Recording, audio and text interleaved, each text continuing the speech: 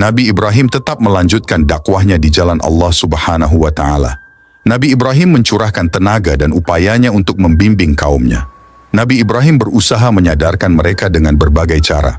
Meskipun beliau sangat cinta dan menyayangi mereka, mereka malah justru marah kepadanya dan malah mengusirnya.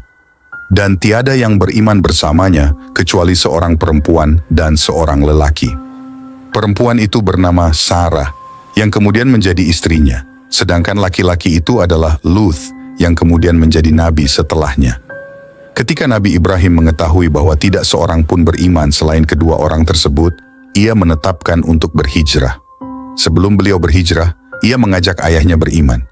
Kemudian Nabi Ibrahim mengetahui bahwa ayahnya adalah musuh Allah Subhanahu wa Ta'ala dan dia tidak akan beriman. Nabi Ibrahim pun berlepas diri darinya dan memutuskan hubungan dengannya. Melalui kisah tersebut, Allah Subhanahu wa Ta'ala memberitahukan kepada kita bahwa hubungan satu-satunya yang harus dipelihara dan harus diperhatikan di antara hubungan-hubungan kemanusiaan adalah hubungan keimanan, bukan hanya hubungan darah. Allah Subhanahu wa Ta'ala berfirman dalam surah At-Taubah, dan permintaan ampun dari Ibrahim kepada Allah untuk bapaknya tidak lain hanyalah karena suatu janji yang telah diikrarkannya kepada bapaknya itu. Maka tatkala jelas bagi Ibrahim bahwa bapaknya itu adalah musuh Allah Subhanahu wa Ta'ala, maka Ibrahim berlepas diri darinya. Sesungguhnya Ibrahim adalah seorang yang sangat lembut hatinya lagi penyantun. Al-Quran Surah At-Taubah ayat 114. Nabi Ibrahim keluar meninggalkan negerinya dan memulai petualangannya dalam hijrah. Nabi Ibrahim pergi ke kota yang bernama Aur dan ke kota yang lain bernama Haran. Kemudian beliau pergi ke Palestina bersama istrinya, satu-satunya wanita yang beriman kepadanya. Beliau juga disertai Lut, satu-satunya lelaki yang beriman kepadanya. Allah Subhanahu wa Ta'ala berfirman, maka Lut membenarkan kenabiannya, dan berkatalah Ibrahim, sesungguhnya aku akan berpindah ke tempat yang diperintahkan Tuhanku kepadaku. Sesungguhnya dialah yang maha perkasa, lagi maha bijaksana. Al-Quran Surah Al-Ankabut ayat 26. Setelah ke Palestina, Nabi Ibrahim pergi ke Mesir. Selama perjalanan ini, Nabi Ibrahim mengajak manusia untuk menyembah Allah Subhanahu wa Ta'ala. Bahkan beliau berjuang dalam hal itu dengan gigih. Beliau mengabdi dan membantu orang-orang yang tidak mampu dan orang-orang yang lemah. Beliau menegakkan keadilan di tengah-tengah manusia dan menunjukkan kepada mereka jalan yang benar. Istri Nabi Ibrahim, Sarah, tidak melahirkan. Lalu Raja Mesir memberikan seorang pembantu dari Mesir yang dapat membantunya. Nabi Ibrahim telah menjadi tua dan rambutnya memutih di mana beliau menggunakan usianya hanya untuk berdakwah di jalan Allah Subhanahu wa Ta'ala. Sarah berpikir bahwa ia dan Nabi Ibrahim tidak akan mempunyai anak, lalu ia berpikir bagaimana seandainya wanita yang membantunya itu dapat menjadi istri kedua dari suaminya. Wanita Mesir itu bernama Hajar. Akhirnya Sarah menikahkan Nabi Ibrahim dengan Hajar. Kemudian Hajar melahirkan anaknya yang pertama, yang dinamakan oleh ayahnya dengan nama Ismail. Nabi Ibrahim saat itu menginjak usia yang sangat tua ketika Hajar melahirkan anak pertamanya, Ismail. Nabi Ibrahim hidup di bumi Allah Subhanahu wa Ta'ala dengan selalu menyembahnya, bertasbih dan menyucikannya. Kita tidak mengetahui berapa jauh jarak yang ditempuh Nabi Ibrahim dalam perjalanannya. Beliau adalah seorang musafir di jalan Allah Subhanahu wa Ta'ala. Seorang musafir di jalan Allah Subhanahu wa Ta'ala menyadari bahwa hari-hari di muka bumi sangat cepat berlalu. Kemudian ditiupkan sangkakala, lalu terjadilah hari kiamat dan kemudian hari kebangkitan. Pada suatu hari Nabi Ibrahim bangun, lalu beliau memerintahkan istrinya, Hajar, untuk membawa anaknya bersiap-siap untuk melalui perjalanan panjang. Setelah beberapa hari, dimulailah perjalanan Nabi Ibrahim bersama istrinya, Hajar, beserta anak mereka, Ismail. Saat itu Ismail masih menyusu pada ibunya. Nabi Ibrahim berjalan di tengah-tengah tanah yang penuh dengan tanaman, melewati gurun dan gunung-gunung. Kemudian beliau memasuki tanah Arab. Nabi Ibrahim menuju ke suatu lembah yang di dalamnya tidak ada tanaman, tidak ada buah-buahan, tidak ada pepohonan, tidak ada makanan dan tidak ada air.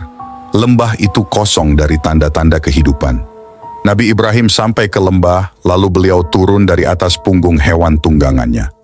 Lalu beliau menurunkan istrinya dan anaknya dan meninggalkan mereka di sana. Mereka hanya dibekali dengan makanan dan sedikit air yang tidak cukup untuk kebutuhan 2 hari. Ketika beliau mulai meninggalkan mereka dan berjalan, tiba-tiba istrinya segera menyusulnya dan berkata kepadanya, "Wahai Ibrahim, kemana engkau pergi? Mengapa engkau meninggalkan kami di lembah ini, padahal di dalamnya tidak terdapat sesuatu pun?" Nabi Ibrahim tidak segera menjawab dan ia tetap berjalan. Istrinya pun kembali mengatakan perkataan yang dikatakan sebelumnya. Namun Nabi Ibrahim tetap diam. Akhirnya si istri memahami bahwa Nabi Ibrahim tidak bersikap demikian, kecuali mendapat perintah dari Allah Subhanahu wa Ta'ala.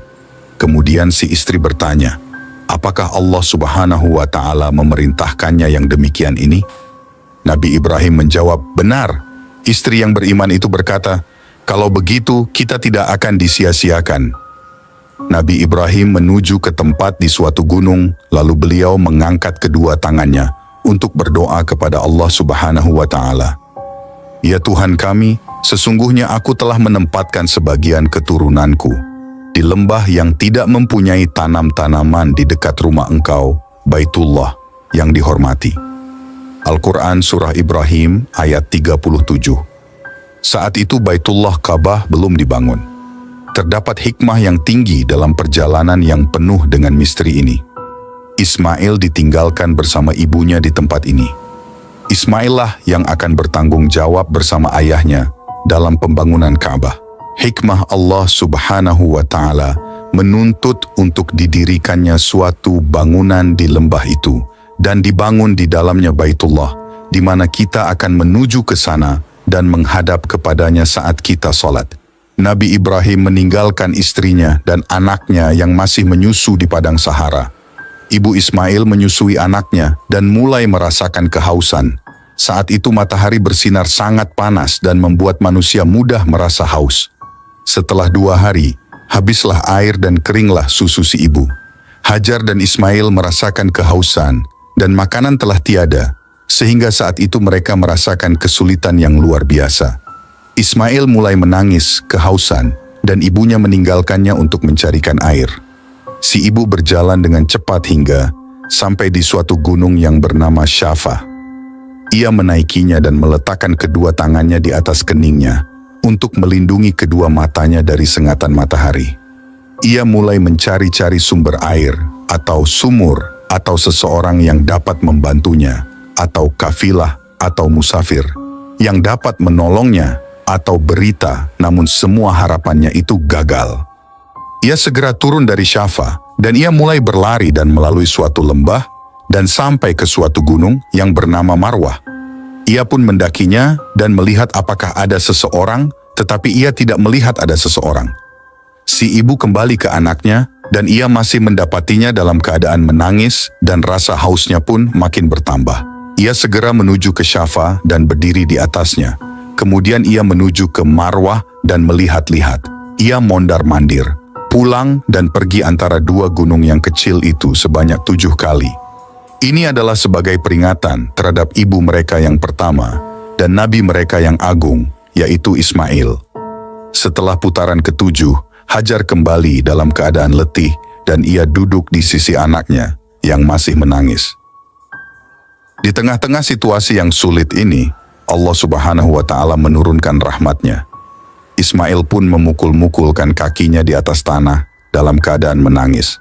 Lalu memancarlah di bawah kakinya sumur Zam-Zam, sehingga kehidupan si anak dan si ibu menjadi terselamatkan. Si ibu mengambil air dengan tangannya dan ia bersyukur kepada Allah Subhanahu wa Ta'ala. Ia pun meminum air itu beserta anaknya dan kehidupan tumbuh dan bersemi di kawasan itu. Sungguh benar apa yang dikatakannya bahwa Allah Subhanahu wa Ta'ala tidak akan membiarkannya selama mereka berada di jalannya. kafilah musafir mulai tinggal di kawasan itu, dan mereka mulai mengambil air yang terpancar dari sumur Zam-Zam. Tanda-tanda kehidupan mulai mengepakkan sayapnya di daerah itu. Ismail mulai tumbuh, dan Nabi Ibrahim menaruh kasih sayang dan perhatian padanya. Lalu Allah Subhanahu wa Ta'ala mengujinya dengan ujian yang berat.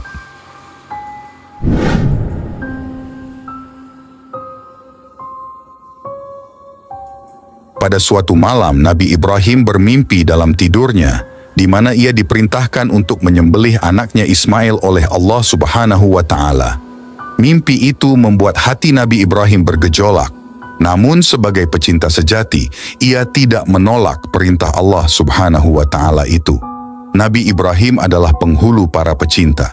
Nabi Ibrahim berpikir tentang apa yang dikatakan kepada anaknya ketika ia menidurkannya di atas tanah untuk kemudian menyembelihnya.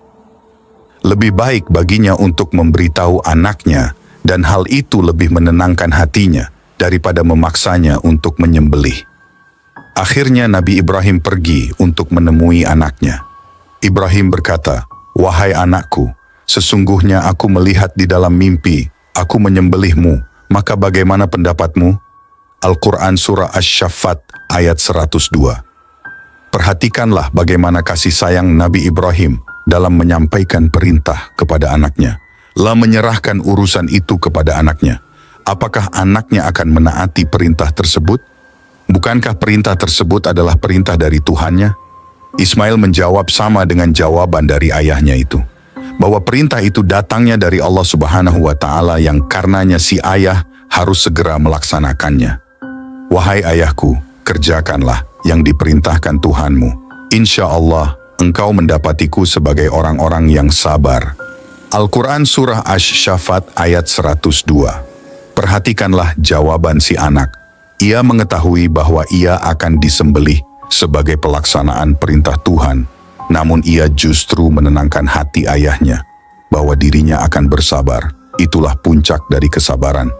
Barangkali si anak akan merasa berat ketika harus dibunuh dengan cara disembelih sebagai pelaksanaan perintah Allah Subhanahu wa Ta'ala. Tetapi Nabi Ibrahim merasa tenang ketika mendapati anaknya menantangnya untuk menunjukkan kecintaan kepada Allah Subhanahu wa Ta'ala. Kita tidak mengetahui perasaan sesungguhnya Nabi Ibrahim ketika mendapati anaknya menunjukkan kesabaran yang luar biasa. Allah Subhanahu wa Ta'ala menceritakan kepada kita bahwa Ismail tertidur di atas tanah dan wajahnya tertelungkup di atas tanah sebagai bentuk hormat kepada Nabi Ibrahim, agar saat ia menyembelihnya Ismail tidak melihatnya atau sebaliknya. Kemudian Nabi Ibrahim mengangkat pisaunya sebagai pelaksanaan perintah Allah Subhanahu wa Ta'ala.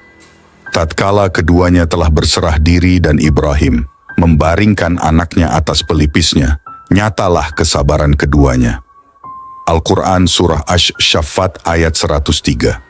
Pada saat pisau siap untuk digunakan sebagai perintah dari Allah Subhanahu wa Ta'ala, Allah Subhanahu wa Ta'ala memanggil Ibrahim. Selesailah ujiannya, dan Allah Subhanahu wa Ta'ala menggantikan Ismail dengan suatu kurban yang besar. Peristiwa tersebut kemudian diperingati sebagai Hari Raya Kurban oleh kaum Muslim, yaitu hari raya yang mengingatkan kepada mereka tentang Islam yang hakiki yang dibawa dan diamalkan oleh Nabi Ibrahim dan Ismail.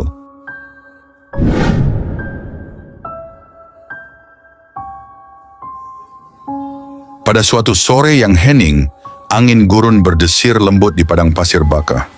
Nabi Ibrahim alaihissalam berdiri di atas tanah yang ditunjuk oleh Allah Subhanahu wa Ta'ala di sebuah lembah sunyi yang hanya dihiasi bukit-bukit kecil yang tandus.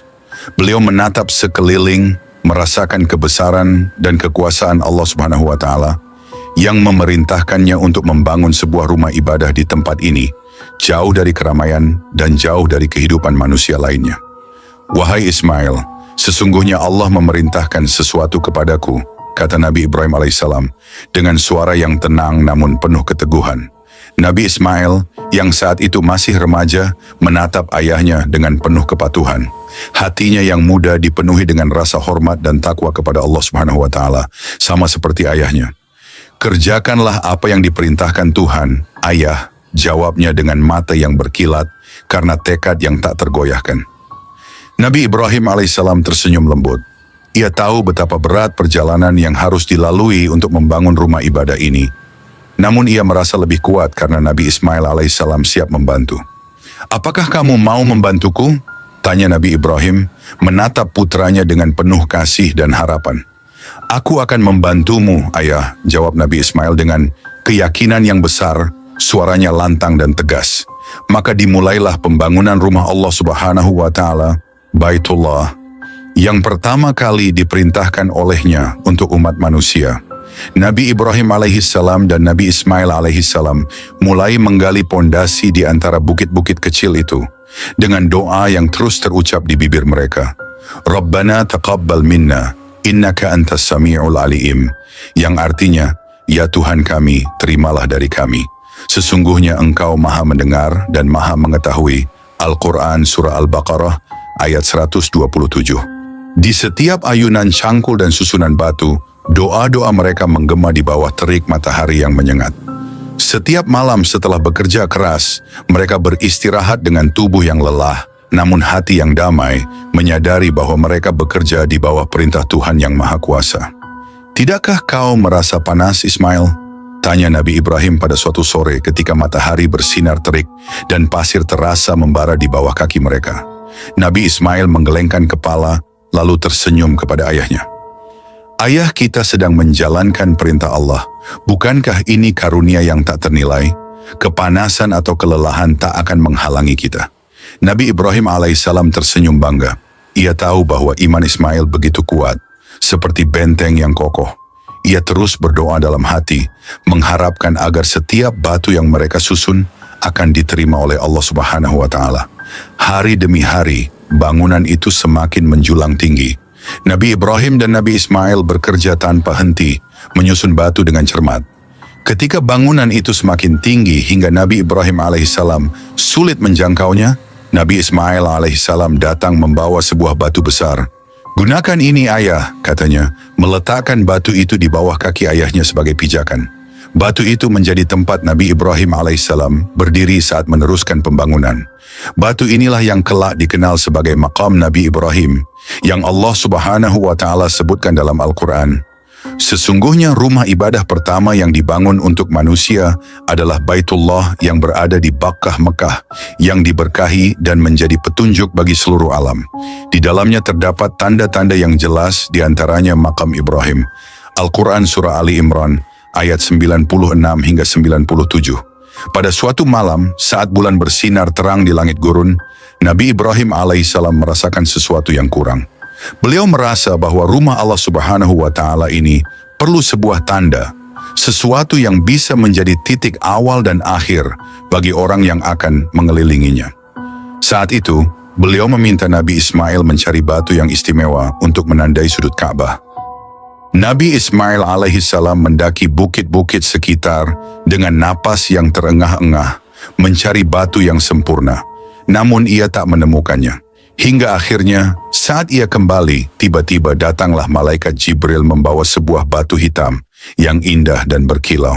Nabi Ismail alaihissalam dengan takjub mendekati ayahnya dan berkata, "Wahai ayah, siapakah yang memberikan batu ini?"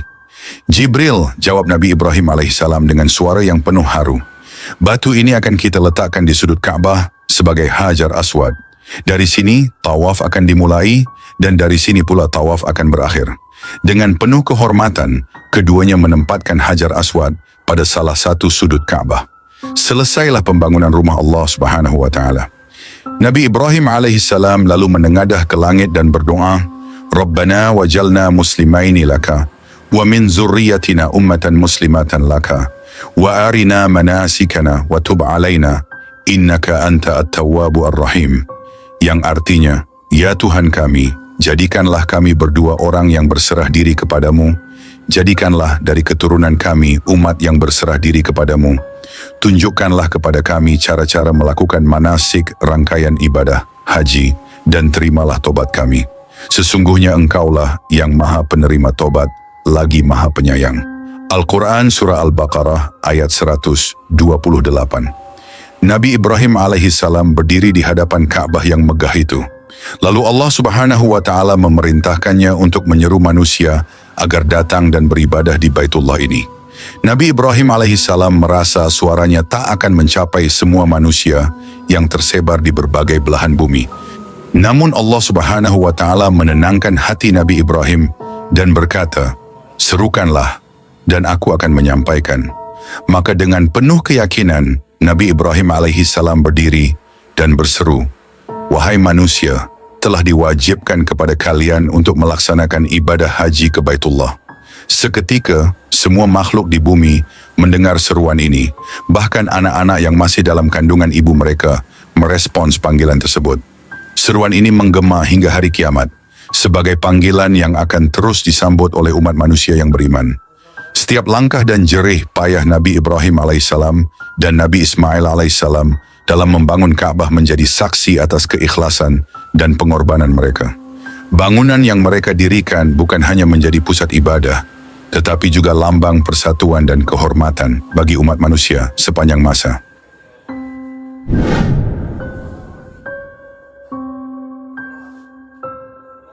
Hari demi hari, ia menyaksikan ayahnya berdakwah kepada umatnya, menyeru mereka untuk meninggalkan penyembahan berhala dan beribadah kepada Allah yang Maha Esa.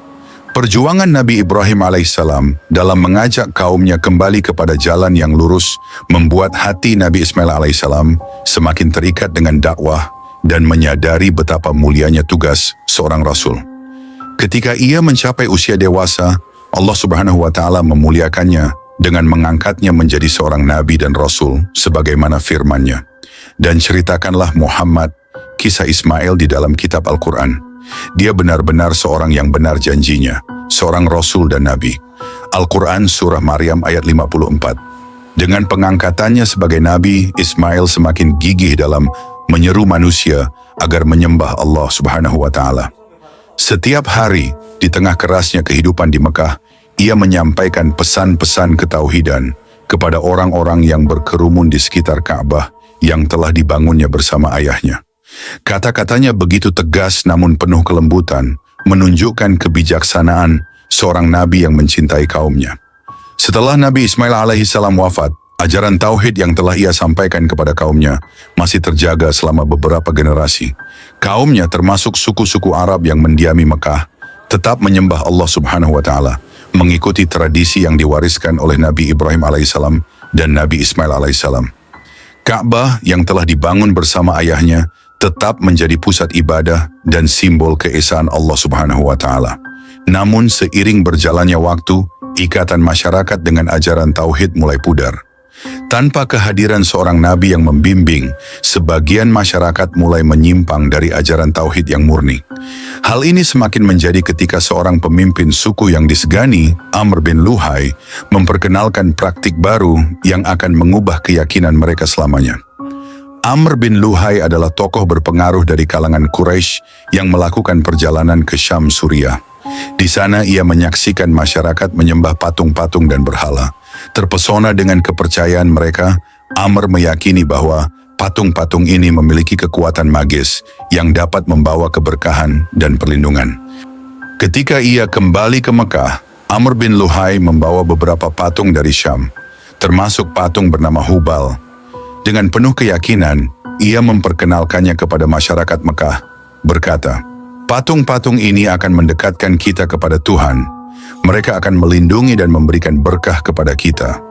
Awalnya hanya sedikit yang tertarik, namun seiring waktu, pengaruh Amr yang besar berhasil meyakinkan banyak orang untuk ikut menyembah patung-patung tersebut. Lambat laun patung-patung itu tidak hanya dipuja, tetapi ditempatkan di sekitar Ka'bah, bahkan di dalamnya. Ka'bah, rumah suci yang dibangun oleh Nabi Ibrahim alaihissalam dan Nabi Ismail alaihissalam untuk menyembah Allah Subhanahu wa Ta'ala, kini dipenuhi berhala yang justru merusak kesuciannya. Tradisi menyembah Allah yang esa semakin tergerus oleh penyembahan berhala yang terus meluas. Ada beberapa sebab utama yang melatar belakangi kemerosotan ajaran tauhid di kalangan masyarakat Mekah. Pertama, wafatnya Nabi Ismail alaihissalam. Kehilangan sosok Nabi Ismail sebagai pemimpin keimanan dan penjaga tauhid membuat masyarakat menjadi lebih rentan terhadap pengaruh luar.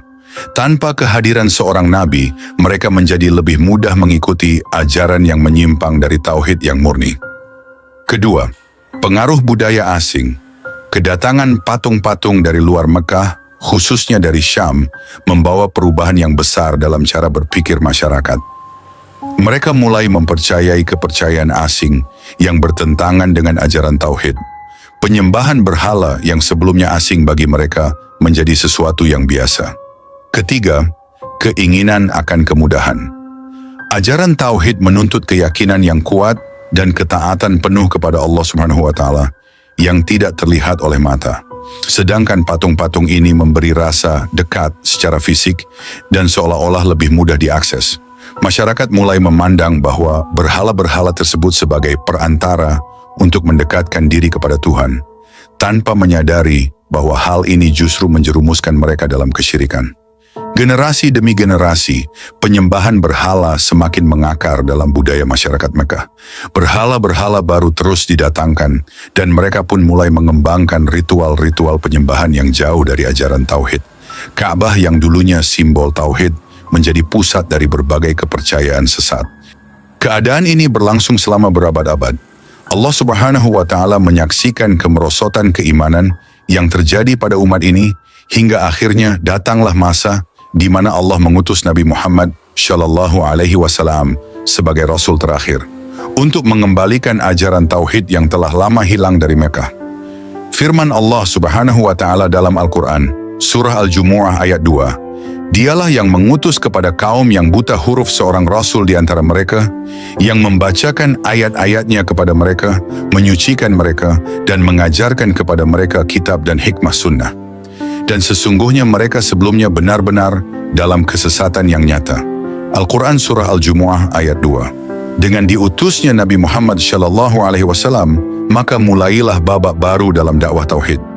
Rasulullah Shallallahu Alaihi Wasallam membawa kembali cahaya iman, menyapu bersih segala bentuk syirik dan penyembahan berhala. Ia mengajak masyarakat kembali kepada Allah Subhanahu wa taala yang Maha Esa, serta menyucikan Ka'bah sebagai tempat ibadah yang murni bagi umat Islam.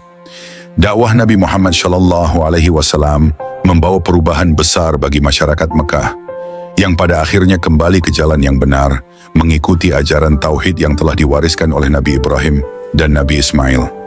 Kisah Nabi Ismail alaihissalam adalah kisah ketaatan, kesabaran, dan pengorbanan yang luar biasa. Sejak masa kecilnya, Nabi Ismail alaihissalam telah menunjukkan kepatuhan yang tinggi kepada Allah Subhanahu wa taala dan kecintaan yang besar kepada orang tuanya. Bersama ayahnya, Nabi Ibrahim alaihissalam, ia ikut membangun Ka'bah sebagai simbol tauhid bagi seluruh umat manusia. Dengan jiwa yang penuh keikhlasan, ia menjalani hidupnya untuk mengajak manusia menyembah Allah Subhanahu wa taala, Tuhan yang Maha Esa. Keberkahan dari keturunannya terus berlanjut hingga akhirnya Nabi Muhammad Shallallahu Alaihi Wasallam lahir dari garis keturunannya untuk membawa risalah terakhir bagi umat manusia. Ajaran dan teladan Nabi Ismail alaihissalam tetap hidup sebagai inspirasi bagi semua orang yang ingin dekat kepada Allah Subhanahu wa taala, mengingatkan kita akan pentingnya kesabaran, ketaatan, dan keteguhan hati dalam setiap keadaan. Akhir kata, wassalamualaikum warahmatullahi wabarakatuh.